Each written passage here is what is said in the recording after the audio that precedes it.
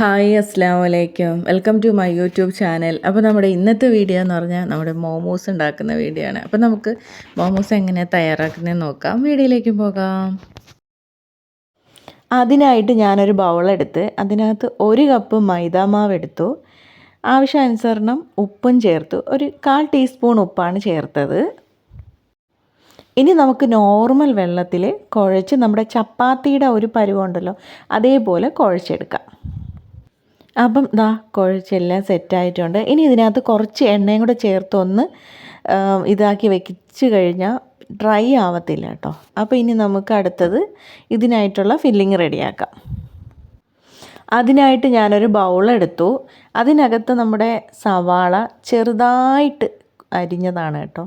സവാള എടുത്തു. സവാള ഒരു 2 സവാള എടുത്തു. പിന്നെ ക്യാരറ്റും അതുപോലെ നമ്മൾ ചെറുതായിട്ട് അരിയണം കേട്ടോ. ഈ വെജിറ്റബിളൊക്കെ ചെറുതായിട്ട് വേണം അരിയാൻ. പിന്നെ തക്കാളി എടുത്തു. കുറച്ച് ക്യാബേജും എടുത്തു. ഇനി അടുത്ത നമുക്ക് ഇഞ്ചി വെളുത്തുള്ളി പേസ്റ്റാണ് വേണ്ടത്. അപ്പോൾ അതും ചേർത്ത് കൊടുത്തു.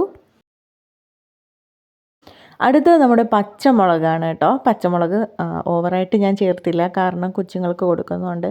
പിന്നെ മല്ലിച്ചപ്പ് ഞാൻ അത്യാവശ്യം നല്ല ക്വാണ്ടിറ്റി തന്നെയാണ് എടുത്തേക്കുന്നത്. ഇതിന് കുറച്ചും എടുക്കാം, കൂട്ടിയെടുക്കാം, ഓരോരുത്തരുടെ ഇഷ്ടാനുസരണം എടുക്കാം കേട്ടോ. പിന്നെ 1/2 ടീസ്പൂൺ കുരുമുളക് പൊടി ചേർത്തു. പിന്നെ 3/4 ടീസ്പൂൺ മുളക് പൊടി ചേർത്തു.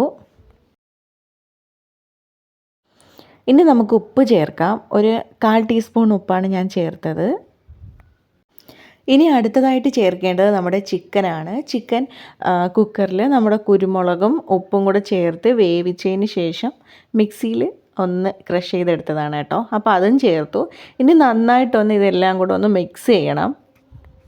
അപ്പോൾ എന്താ നമ്മുടെ ബാറ്ററി തയ്യാറായിട്ടുണ്ട്. ഇനി നമുക്ക് മാവ് ഒന്ന് സെറ്റ് ചെയ്തെടുക്കാനുണ്ട് കേട്ടോ. ഇനി നമുക്ക് ചപ്പാത്തി പലകയിലാണ് ഇത് പരത്തിയെടുക്കേണ്ടത്.